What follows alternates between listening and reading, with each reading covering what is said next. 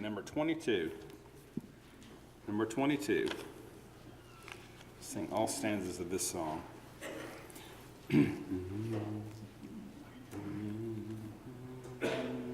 All hail the power of Jesus' name, let angels prostrate fall. Bring forth the royal diadem and crown him Lord of all. Bring forth the royal diadem and crown him Lord of all. Ye chosen seed of Israel's race, ye ransomed from the fall. Hail him who saves you by his grace, and crown him Lord of all. Hail him who saves you by his grace, and crown him Lord of all. Let every kindred, every tribe on this terrestrial ball, to him all majesty ascribe, and crown him Lord of all. To him all majesty ascribe, and crown him Lord of all. Oh, that with yonder sacred throng we at his feet may fall, we'll join the everlasting song, and crown him Lord of all. We'll join the everlasting song, and crown him Lord of all. Number 41.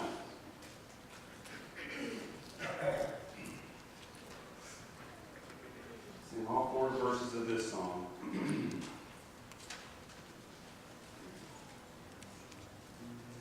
We have heard the joyful sound, Jesus saves, Jesus saves. Spread the tidings all around, Jesus saves, Jesus saves.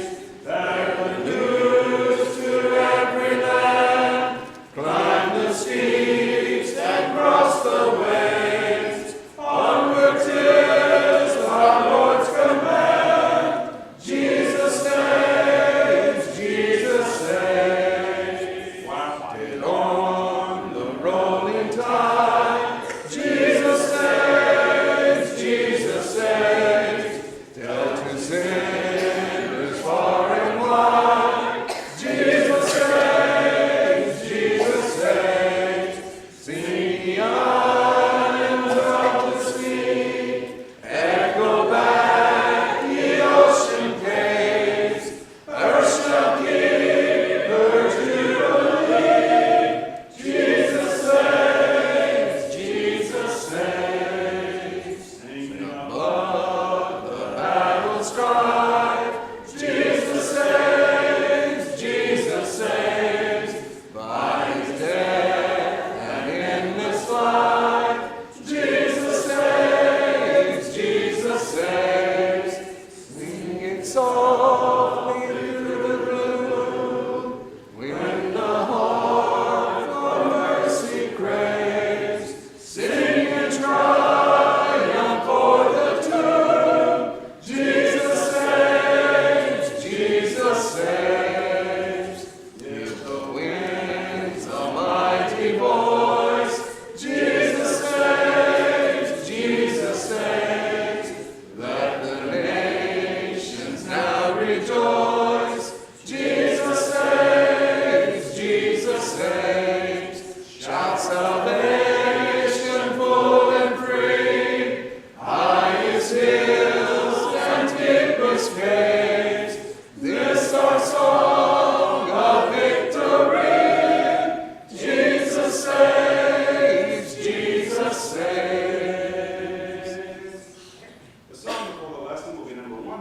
Please sit.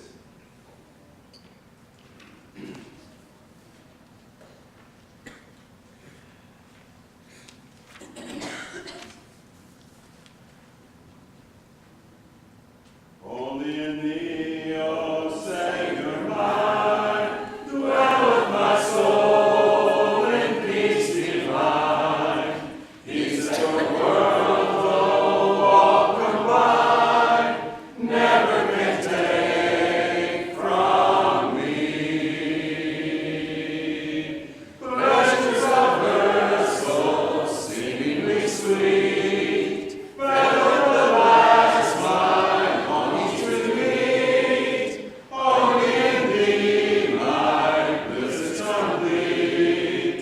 Only dear Lord, in thee. Only in thee a radiance bright shines like a beacon in the night, guiding my pilgrim bark aright over life's trackless sea. Only in thee when troubles molest, when with temptation I am oppressed, there is a sweet pavilion of rest. Only dear Lord, in thee. Only in thee when days are drear, when neither sun nor stars appear, trusting not cleansed and feel no fear, sing when I cannot see. Only in thee, whatever betide, all of my need is freely supplied. There is no hope nor helper beside. Only dear Lord, in thee. Only in thee, dear Savior slain, losing thy life, my own to gain. Trusting I'm cleansed from every stain, thou art my only plea. Only in thee my heart will delight, till in that land where cometh no night, faith will be lost in heavenly sight. Only dear Lord, in thee. You'll need your songbook for the invitation. The invitation song will be number 32. Mark the envelope at number 32.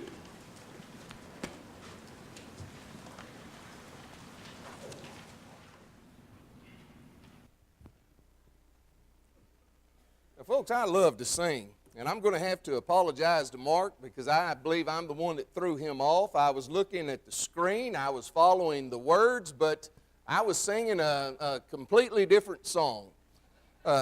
And I do that quite often. I see the words right there on the screen, but I just break into a completely different song most of the time. Folks, I love the songs that we sing. I love the old songs, what many people refer to as the go-to songs. You know, songs such as To Canaan's Land, I'm on my way, Precious Memories, Till the Storm Passes By, In the Sweet By and By, and many, many others. I love those songs. You see, I also love children's songs, songs that we sometimes sing. And even though we don't sing them often enough, I still love them. Now, don't get me wrong. You know, the old songs, the go-to songs, they're beautiful. They're elegant. They're regal. And they have such amazing messages. But the children's songs, you see, so many times they're so simple. They're so profound. They're full of wisdom. And thus we're told in Colossians chapter 3 and verse 16, to let the word of Christ dwell in you richly, in all wisdom, teaching and admonishing one another in songs and hymns and spiritual songs, singing with grace in your hearts to the Lord.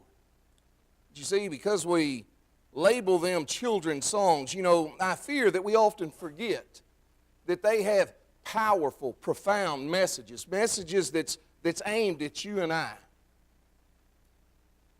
They have powerful insight into living for the Lord. Now, one of those such songs is a song that many times we sing at Vacation Bible School at VBS. And it's, "Oh, Be Careful." It's such a simple song, but oh, such a powerful message that we should hear, heed, and we should live. So what I want to do tonight is, keeping in the strain of sermon and songs, is to look at this song. Now, sadly, we didn't have that on PowerPoint. We couldn't lead it, and you certainly didn't want me leading it. But what I want to do is consider this song, its meaning, and make sure that we don't forget about it just because we may be older. You see, the song starts out, "Oh, be careful, little eyes, what you see. Oh, be careful, little eyes, what you see. For the Father up above, He's looking down in love. So be careful, little eyes, what you see." Tell me, are we careful of what we set before our eyes? In Psalm 101 and verse 3, it was David who said, "I will set no wicked thing before my eyes. I hate the work of them that turn aside. It shall not cleave unto me." Now, folks, he knew that looking at those things will allow those things to fasten its grip, its hold upon him. And he refused to let that happen. You remember what Jesus said. I want you to take your Bibles tonight. Look over at Matthew chapter 18. Matthew chapter 18. And beginning in verse 7. Matthew chapter 18, beginning in verse 7. He says, "Woe unto the world because of offenses. For it must needs be that offenses come, but woe to that man by whom the offense cometh. Wherefore, if thy hand or thy foot offend thee, cut them off, and cast them from thee. It is better for thee to enter into life halt or maimed, rather than having 2 hands or 2 feet to be cast into everlasting fire. And if thine eye offend thee, pluck it out, and cast it from thee. It is better for thee to enter into life with 1 eye, rather than having 2 eyes to be cast into hell fire." Again, folks, are we careful regarding what we see, what we set before our eyes? Are we careful when we're online? Are we careful as we're looking at the computer screen, those things that we click upon? Are we careful when we watch TV? Are we careful when we go and see the movies? Are we careful when we let our eyes roam? Men, ladies, we need to be careful, very careful, in what we look at. Now, obviously, each one of us make our own decisions on what we are going to watch and where our eyes roam. You see, it's not my job to tell you what you can and cannot watch, even though, I might name a few TV stations. And I can't make a list of approved TV shows, movies that you can go and watch. I can't tell you where not to let your eyes roam. However, please allow me to provoke your thinking in our regards of what we watch, what we see, where we let our eyes roam. Because there are shows, folks, that a Christian, movies that a Christian, or one naming the name of Christ, should not be watching. You see, there are certain TV stations that a Christian shouldn't even turn to. HBO, Cinemax, Showtime, these are not fit for a Christian to watch, for a Christian to sit down and view. Lifetime, FXX, Logo are not fit for the child of God. Even the Sci-Fi Channel. And I like sci-fi. The Sci-Fi Channel has even gotten to the point where it's not fit to watch. Sadly, National Geographic has shows that aren't fit to watch. Daystar Television is nothing but a bunch of propaganda and false doctrine. CMT, MTV, nothing that comes on their stations, folks, is fit for a Christian, a child of God, to watch. We now have in our living rooms the ability to have them flooded with sex, nakedness, adultery, homosexuality, foul language, and the such like. And it's beamed into our homes all the time. Folks, it's impossible to find a normal family TV show that the entire family can sit down and watch. Now you think about it. Name one show, one, that a family can sit down and watch. Folks, you can't even sit down and watch HGTV without being subjected to homosexuals or lesbians.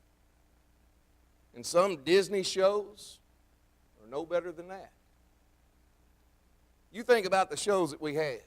We have Modern Family, How I Met Your Mother, The Fosters, Pretty Little Liars, Rain, Parenthood, and About a Boy.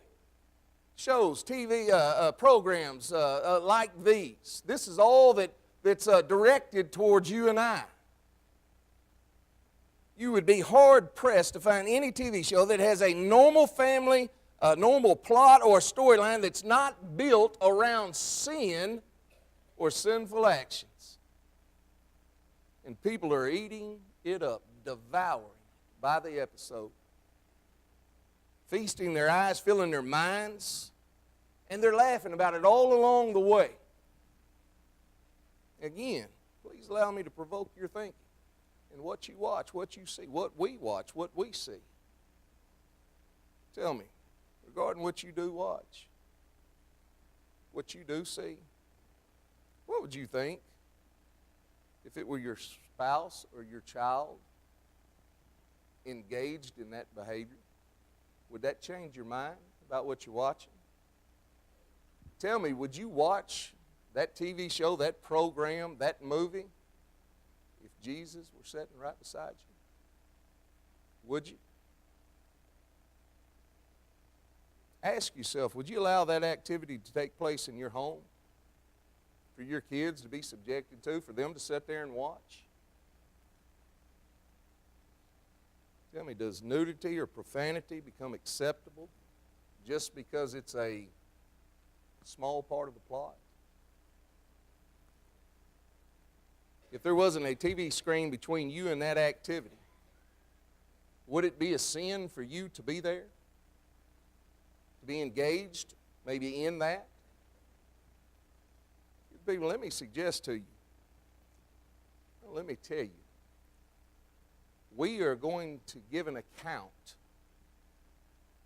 for the things that we willingly seek out in entertainment. You make no mistake about that. Therefore, we need to set limits and not look at shows that promote sin as entertainment. We need to follow Job's example in Job 31 and verse 1. We need to be like Job and make a covenant with our eyes, not to look upon things that are going to cross the limits. Remember what Jesus said, Matthew 18, 7 through 9. If it's going to cause you to sin, remove it.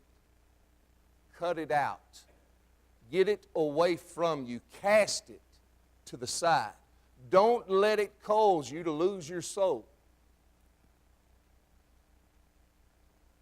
Oh, be careful, little eyes, what you see. Oh, be careful, little eyes, what you see.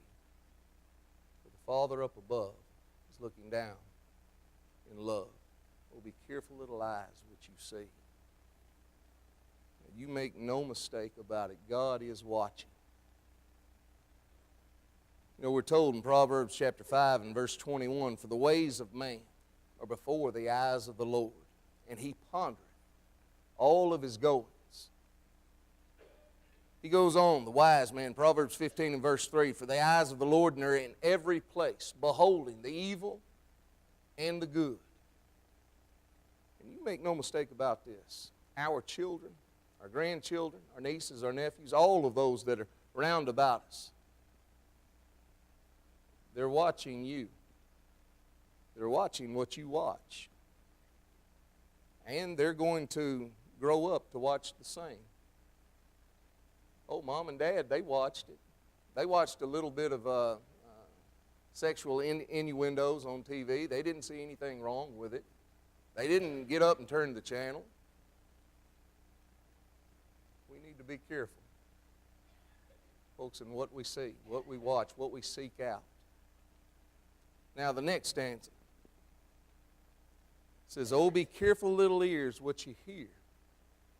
Now, folks, again, we don't need to be stumbling blocks to anyone. Oh, be careful, little ears, what you hear. For the Father up above, He's looking down in love. So be careful, little ears, what you hear. Now, folks, the Scripture is full of advice regarding the things that we should hear and those things that we should not. In the book of Proverbs, there's some 31 references to the things that we should and that we should not hear. So you think about the things that we hear. And not only on TV shows, but what kind of music are we listening to? Oh yeah, you knew I was going to get into music too. Folks, there's music that a child of God, a Christian, should not be listening to. You know, at first, I was going to find and read some lyrics from some of these songs, but then I quickly realized that there would be no way that I could preserve the respect, the decency of this pulpit while reading those lyrics, from country to pop, from rock to rap, every genre. Folks, we would find lyrics explicitly describing, blatantly describing sexual acts, blatant blasphemy, mocking God, drug use, abuse, and the such like. It seems that Hollywood, the music industry, all of those that are involved, that's the only thing that they want to talk about, the only thing that they want to say to the minds of the young ones and even the old alike. You know, just about every song has some reference to drinking, being out on the dirt roads, committing adultery, doing this, that, and the other. Folks, it's sad. Sad that Christians would listen to filth, to garbage such as this. Regrettably, those messages are planted in our minds. They affect our outlook. You see, the music that we listen to, it's often beamed directly into our heads. We wear headphones, earpieces, and we're deceived. You know, many times we're deceived in listening to music. Going down the road, we turn the radio on, and we begin to shake our head. We like the beat. We pay no attention to what it's saying. And it's music, words that a Christian shouldn't be letting go into their ears. You know, regrettably, those messages are planted in our minds. They do affect our outlook. They affect what we think. They affect what we feel. And sometimes even what we believe. And there's another thing that we need to consider. What type of conversations do you and I have with others? What things do we allow others to say around us? Tell me, do we listen to filthy talk? Do we and have we listened to it, engaged in it? Can we listen to gossip, factious speech, backbiting, those that sow discord, other sins of the tongue? Do we gladly lend an ear to that? Do we listen to it? People, it's important to be careful what we hear. Because many times, as we hear, as we give an ear, you see, we're contributing to the sins of others. Them sinning with their tongue. And you make no mistake about it. Most of the sins of the tongue could not be committed if that tongue didn't have an ear for it to hear. A listening ear. You know, 1 Corinthians chapter 15, verse 33, it demonstrates why it's so important to be careful about what you see and hear. You know, we're told, be not deceived. Evil communications corrupt good morals. Again, what we hear and see shapes our thoughts. Our thoughts shape our actions. Our actions shape our character. Shape our habits. Our habits shape our character. And our character shapes our eternal destiny. And folks, you think about that. Once again, our thoughts shape our actions shape our habits shape our character shapes our eternal destiny. That's why we're told, Galatians 6, verse 7 and 8, to be not deceived. God is not mocked. Whatsoever a man soweth, that shall he also reap. For he that soweth to his flesh shall of the flesh reap destruction, or corruption, but he that soweth to the Spirit shall of the Spirit reap life everlasting. Be careful what you hear. Now the third stanza tells us, oh, be careful, little tongue, what you say. Oh, be careful, little tongue, what you say. For the Father up above, looking down in love. Oh, be careful, little tongue, what you say. Now, we all know that cursing, or I hope that we all know, that cursing, taking God, Jesus' name in vain, is sinful. And most of us wouldn't dare tell a dirty joke because we know that that's unwholesome speech. And most of us, folks, wouldn't engage in filthy talk with anyone. But this advice doesn't just apply to the obvious sins of the tongue. It also applies to more subtle forms of sinful communication. Now, folks, time doesn't permit us to look at every book, every chapter, every verse that deals with sins of the tongue, sinful communication. But Ephesians chapter 4 and verse 29 is, if you will, it's all-encompassing. You know, it provides a guideline for proper speech. It tells us, let no corrupt communication proceed out of your mouth, but that which is good to the use of edifying, that it may minister grace to the hearers. And we must speak those things which build and abstain from those things that tear down. Now, this building up, it may be spiritually, it may be mentally, or it may be emotionally. You know, that which builds up, it's fellowship, speaking the truth. It's the gospel, it's prayer, it's encouraging words.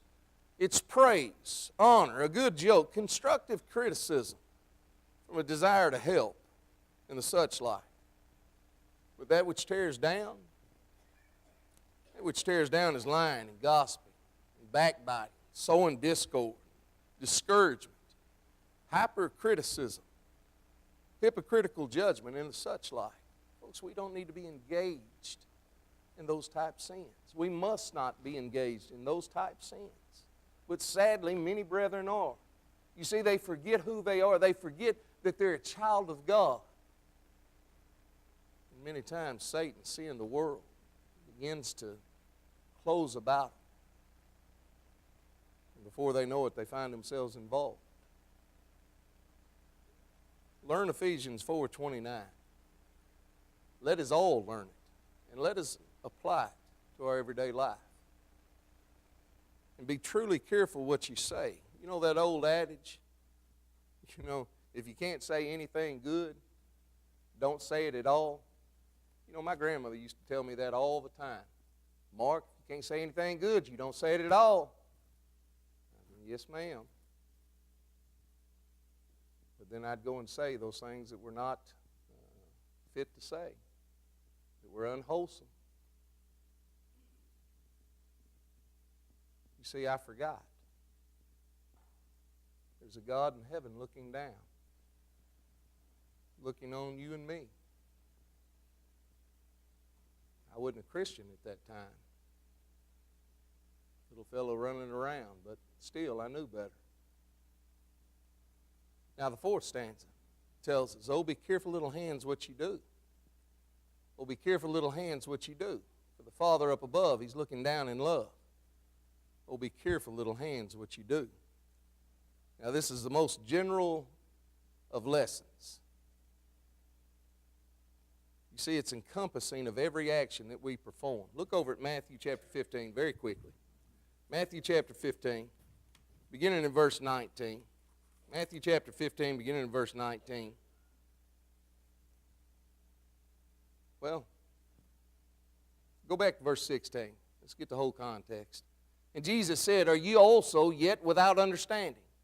Do you not yet understand that whatsoever entereth in of the mouth, that goeth into the belly, and is cast out into the draught? But those things which proceed out of the mouth come forth from the heart, and they defile the man. For out of the heart proceed evil thoughts, murders, adulteries, fornications, thefts, false witness, blasphemies. These are the things which defile a man. But to eat with unwashen hands defileth not a man. He says that the things that we say, what we think, and do cause us to be defiled. What does it mean to be defiled?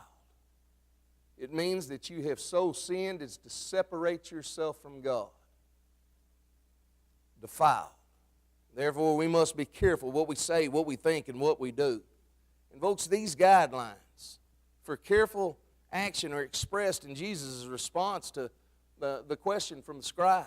In Matthew chapter 22 and verse 36, when he said, Master, what is the first and greatest commandment in the law? No, Jesus told him, thou shalt love the Lord, thy God, with all thy heart, with all thy soul, with all thy mind. This is the first and the greatest commandment. Folks, if we put this in the forefront of our hearts and minds, we wouldn't be doing the things that we do, the things that we say, the things that we willingly sometimes engage ourselves in. He said, and the second is likened to it. Well, thou shalt love thy neighbor as thyself. We wouldn't involve other people in it. And in John 14, 21 through 24, Jesus explains that loving God means keeping His commandments. Folks, loving God's not a warm, fuzzy feeling in our hearts at the mention of God's name. It's not simply being religious. It's getting into Christ's Word. It means diligently studying it. And not only studying it, but obeying it. Loving our neighbor is explained in the parable of the Good Samaritan in Luke chapter 10. It means to do good to others, no matter who they are, providing for their needs, and showing them love and mercy. It's not about doing good to only those that we like. It's about doing good to those that we can. Now the fifth stanza is, oh, be careful, little feet, where you go. Oh, be careful, little feet, where you go. For the Father up above is looking down in love. So be careful, little feet, where you go. If only people would learn this song. You know, Proverbs chapter 4 and verse 25 says that our ways will be established if we watch where we walk. You know, the wise man says, let thine eyes look right on, and let thine eyelids look straight before thee. Ponder the path of thy feet, and let all thy ways be established. Turn not to the right hand nor to the left. Remove thy foot from evil. If only people would understand, so read to understand. People, the easiest way to be careful what we see, hear, say, and do is to first be careful where we go. You know, if our feet carry us into places which lead ourselves into sin, you know, we're more likely to sin. Paul instructed Timothy, the young preacher. He told him to flee youthful lust, to follow after righteousness. 2 Timothy chapter 2 and verse 22. In other words, what Paul was saying, steer clear of places. It's going to encourage you to sin. And if you're caught up in a sinful situation, follow the example of Joseph. In Genesis chapter 39, verses 7 through 12, when he was tempted, folks, he turned around and ran away. You know, God gave you feet for a reason, and that's sometimes you need to run. You need to make an about face and turn and walk the other direction. When sin's at your door, you need to leave, you need to go. See, sadly, so many times people want to stay. They begin to have pride that wells up in their hearts. You know, I'm strong. I'm a strong Christian. I can handle this. No, you can't. Not without God's help. And God will help you if you turn around and run away. Folks, many times we need to get our running shoes on. God gave you feet for a reason. You run to God's Word. You know, Proverbs, among other books, is filled with admonitions regarding where our feet take us. Proverbs 1:15 says that we should not walk in the way with sinners. You know, that's what gets a lot of people in trouble. They try to hold hands with the world. It'll never work. You can't be faithful to God and hold hands with the world. Proverbs 2:20 says that we should walk in the paths of righteousness. Now, if being in a certain place or being around a certain group would lead you into sin, a certain person, activity, if it gives you a temptation to sin, don't hang around. Don't hang around and try to show how strong you are. Don't linger. You walk away, you run away, you flee. Now, last but not least, the sixth stanza of that song says, "Oh, be careful, little heart, whom you trust. Oh, be careful, little heart, whom you trust." The Father up above, He's looking down in love, so be careful, little heart, whom you trust. Folks, we need to be careful. God has warned us to be sober, to be vigilant, because your adversary, the devil, is a roaring lion, walketh about seeking whom he may devour. And sadly, he's devoured a lot of folks. We need to be careful. Satan's around every corner. He's using the world, those in the world, to lead us astray. So I would tell you, and young people, I want you to listen up. Be careful who you pick as friends. Those friends will lead you into sin if they're not Christians. And sometimes even Christians lead you into sin, sadly. But you be careful who you pick as your friend. Be careful of those who are around you. Be careful who you listen to. The world will call, but don't you listen. The world will try to lure you away from God, but don't you go. You live in the world, but you don't be of the world. You have a Father in heaven that loves you, that cares for you, that's watching you. And not only young people, older folks, you be careful who you're around. Because yes, they'll draw you into sin. You be careful. I would also tell you that the world claims that there's many ways to heaven. Don't you listen to it. Jesus said, "I am the way, the truth, and the life. No man cometh unto the Father but by me." John 14 and verse 6. He also tells us that you can know the truth, and the truth shall make you free. John 8:32. You know, Jesus goes on to tell us that he that rejecteth me and receiveth not my words hath one that judgeth him. The word that I have spoken, the same shall judge him in the last day. John 12:48. So you trust no one. Listen to no one. You only trust the Lord. You only listen to the Lord. He will never, ever lead you astray. In fact, He'll lead you home. Folks, you've heard me say it before. Home is such a beautiful word. To lead you home to that beautiful abode, that place in heaven. Tell me, are we careful with our eyes, our ears, our mouth, our hands, our feet? Because there is a God in heaven that's looking down on you and me. We need to be careful, folks.